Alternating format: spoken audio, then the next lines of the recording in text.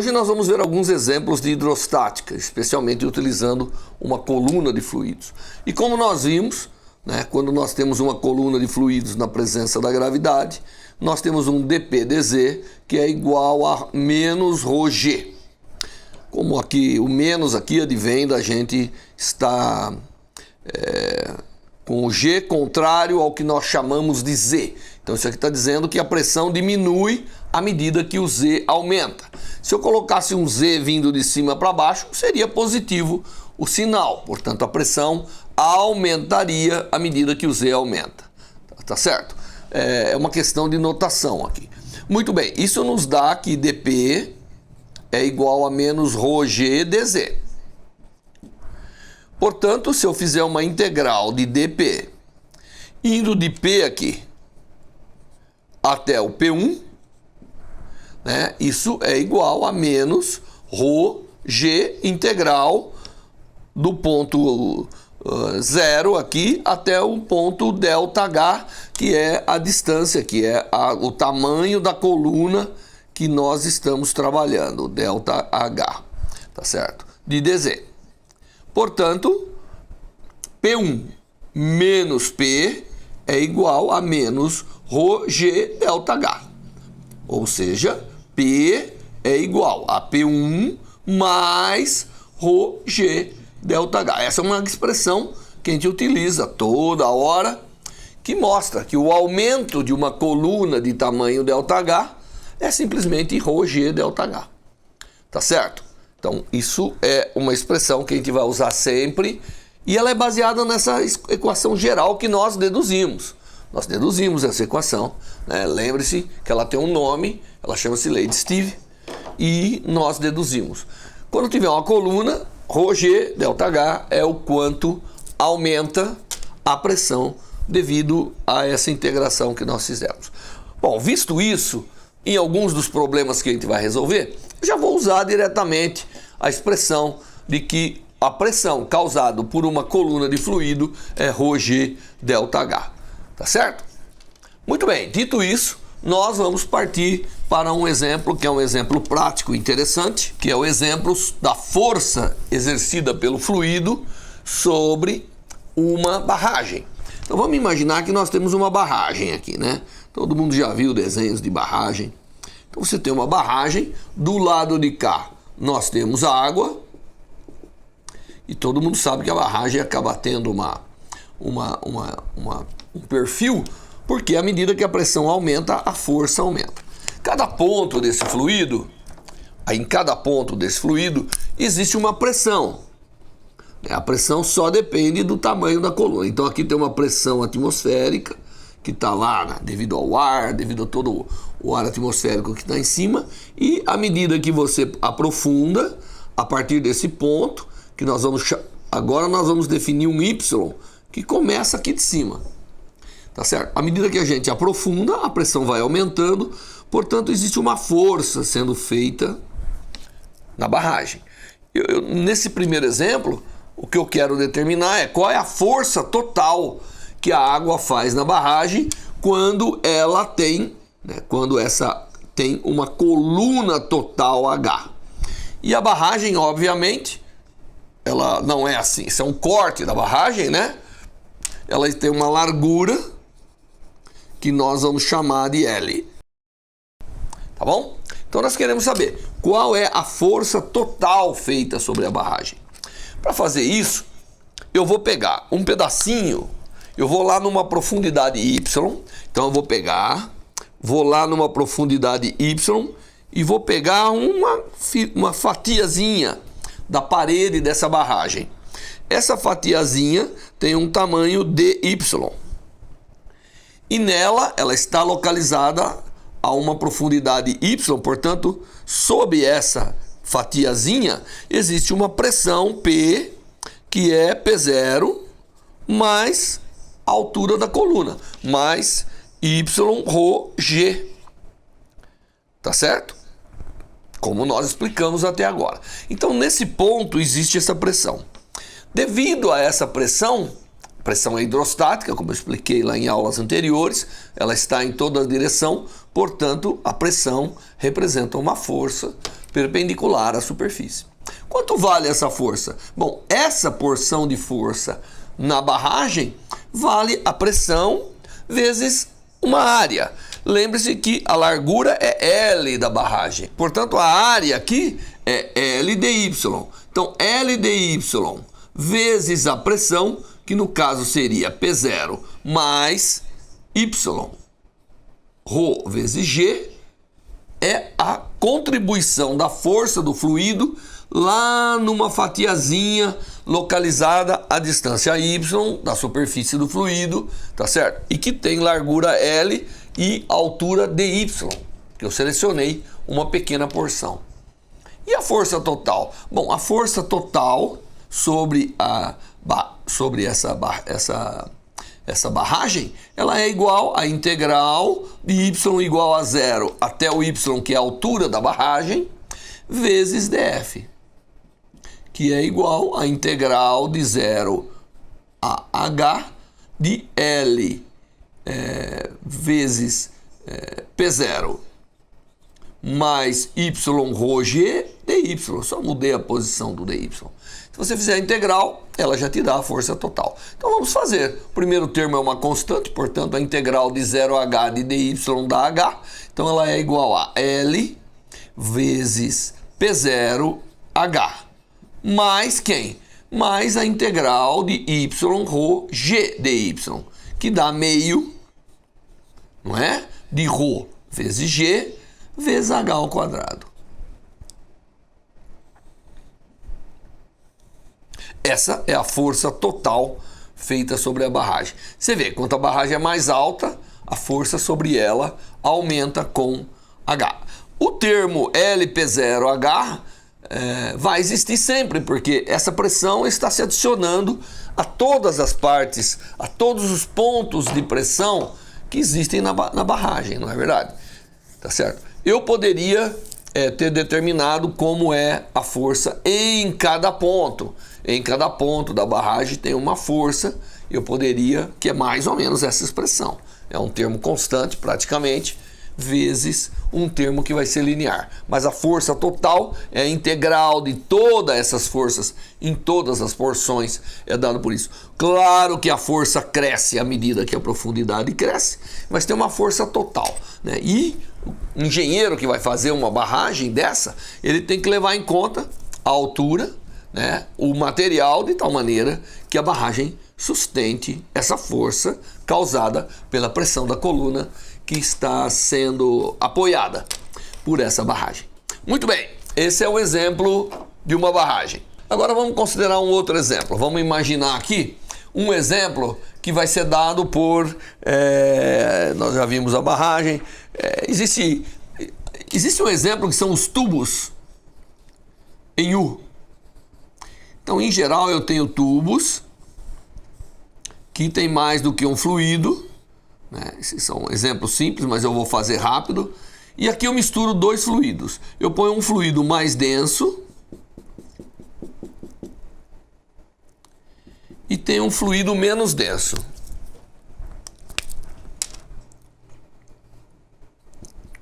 Esse fluido tem densidade ρ2 e esse fluido tem densidade ρ1, tá certo? Normalmente o que fica mais para fora é o menos denso, claro, porque a pressão que ele vai exercer. E a gente normalmente quer saber como é essa configuração, né? Como que é essa diferença. Mais precisamente, nós queremos saber quem que é essa diferença ΔH dos níveis dos dois fluidos, tá certo? Então, para isso, nós temos que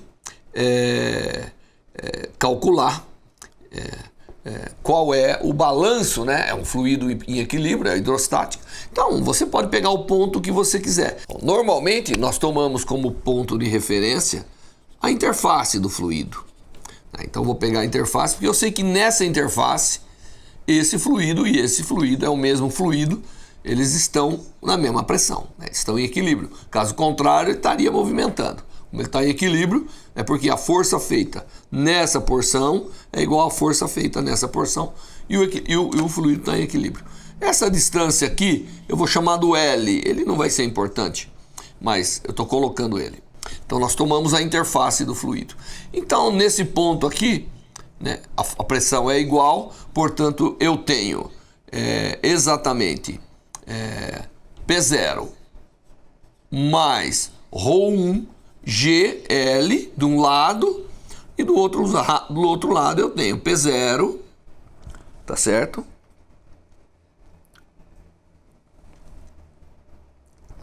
P0 mais, nesse ponto da interface, eu tenho P0 mais L mais ΔH vezes ρ2 G. Por quê? Porque nesse ponto aqui da interface, aqui eu só tenho esse fluido, e aqui eu tenho os dois fluidos, e eu tenho a diferença entre eles aqui, né? Que é o ΔH, tá certo? Portanto, P0 se cancela, e eu tenho que ρ1 GL é igual a L ρ2 GL, que é essa porção aqui, que é o tamanho dessa coluna aqui, desse fluido, mais ρ2 G ΔH, portanto ΔH é igual a ρ1 menos ρ2 G vezes esse tamanho da coluna 1 aqui, tá certo? Essa porção aqui, que é o que nós chamamos de L, tá certo? Que também é essa, o ΔH é a diferença, dividido por ρ2 vezes G. O G cancela, portanto, o ΔH, a diferença de nível, é igual a ρ1 menos ρ2 vezes L dividido por ρ2, tá certo? Essa é a diferença de nível aqui dos dois fluidos, tá certo? Quando ρ1 igual a ρ2, obviamente não haverá variação do nível da interface livre dos dois fluidos. Muito bem, esse é um exemplo, tem muitos aí pelo livro, tá certo? Mas agora vamos a mais um exemplo, que é uma aula de pequenos exemplos. Então nós vamos ver a prensa hidráulica. A prensa hidráulica todo mundo já viu, né? É um sistema que você tem vasos comunicantes, só que as áreas são diferentes, né? Então, veja aqui eu tenho uma área, eu tenho um fluido, então existe aqui um fluido que tem uma densidade, e eu tenho uma área que eu vou chamar de A1, e eu tenho uma área que eu vou chamar de A2. Então tem duas áreas aqui. Aqui nós vamos chegar e colocar um objeto que representa uma força externa feita sobre essa área A1, que é F1. E aqui a pergunta é: qual é a força F2 que eu preciso para equilibrar a força F1 feito na área A1? Imagine o sistema em equilíbrio, tá certo? Se o sistema está em equilíbrio, a pressão atmosférica se cancela, portanto eu tenho F1, a coluna aqui é a mesma praticamente, então eu tenho F1, não é isso? F1 dividido por A1, mais o peso da coluna, mais ρ, G, ΔH da coluna, é igual a F2 sobre A2, mais o mesmo ρ, G, ΔH da coluna. Esse cara se cancela, portanto você tem que F1 sobre A1 é igual a F2 sobre A2. Então eu tenho um fator de amplificação na força. Se eu fizer uma força F1 na área pequena, né, eu sou capaz de equilibrar, né, na outra uma força cujo fator é a razão das áreas. Se A1 é pequeno, A2 é grande. Imagine que A1 é metade de A2. Significa que eu sou capaz de equilibrar uma força duas vezes maior na área 2. Né? Porque aqui dá meio, significa que isso aqui pode ser duas vezes para poder equilibrar. E assim por diante. Né? E onde se usa essa prensa hidráulica a gente usa para fazer uma grande força. Eu venho aqui, faço uma forcinha, aqui cria uma forçona, porque na verdade o que o fluido vai transmitir é a pressão. E se a área é maior, a força acaba sendo maior. Então, eu sou capaz de fazer uma forcinha e aqui levantar um caminhão, se for, por exemplo, um elevador hidráulico de um posto de gasolina, ou eu sou capaz de levantar, né, um carro lá no trocador de óleo.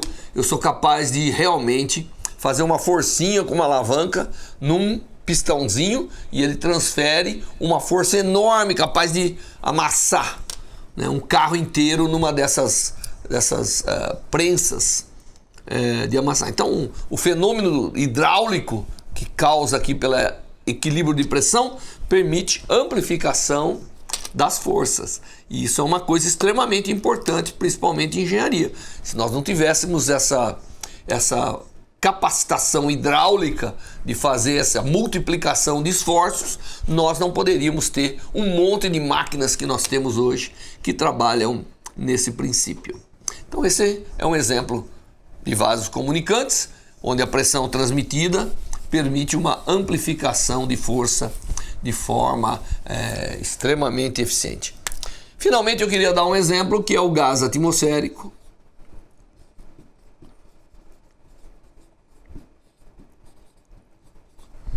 E a ideia aqui é nós fazermos o seguinte: nós temos a atmosfera, então aqui eu tenho a superfície da Terra.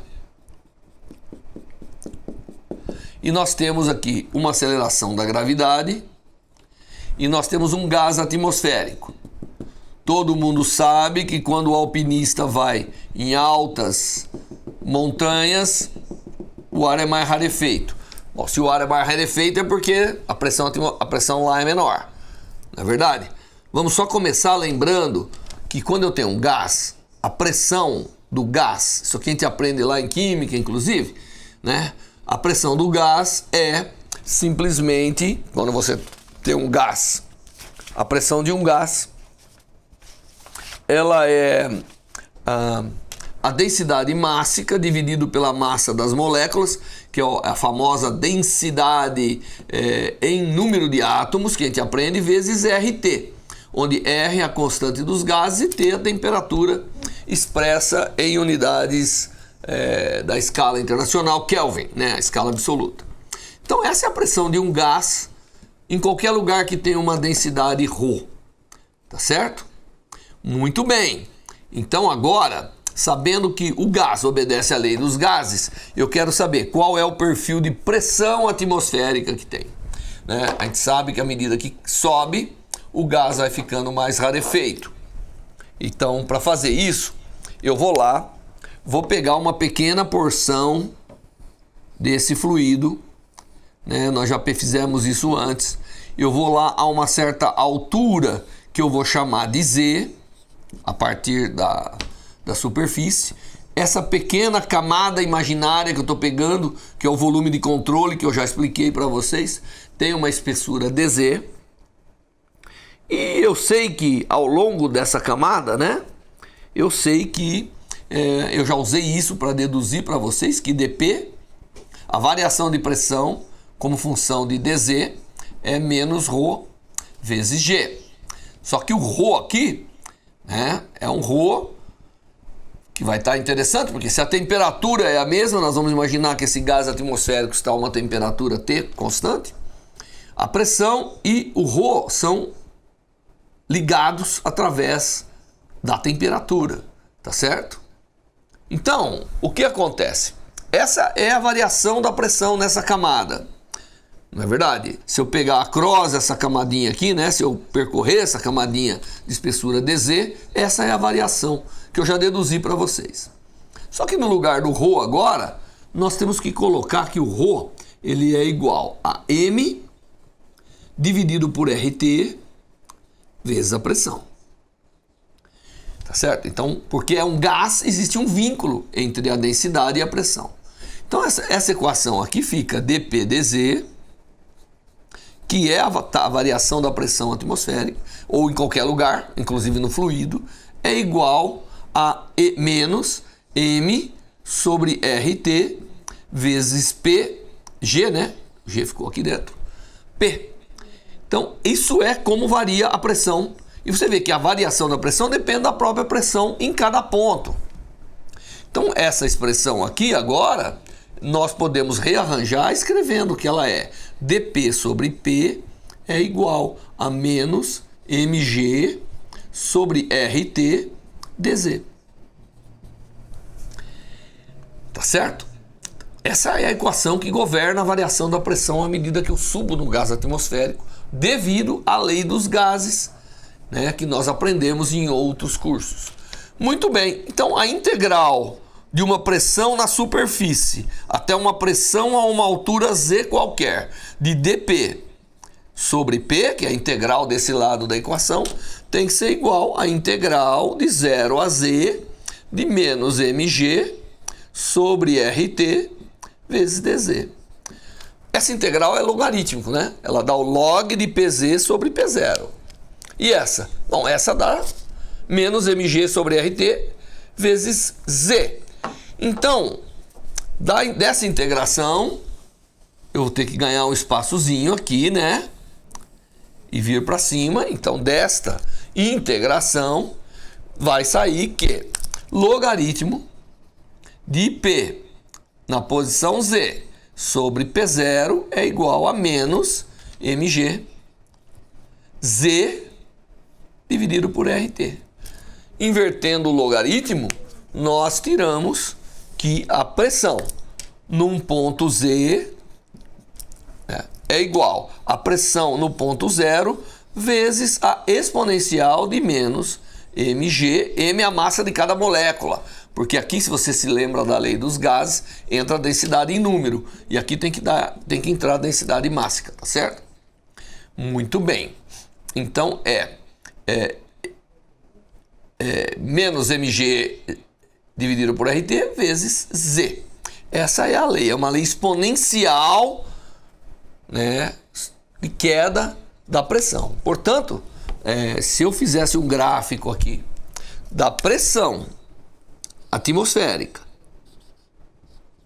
versus a altitude, eu teria uma queda exponencial, tá certo?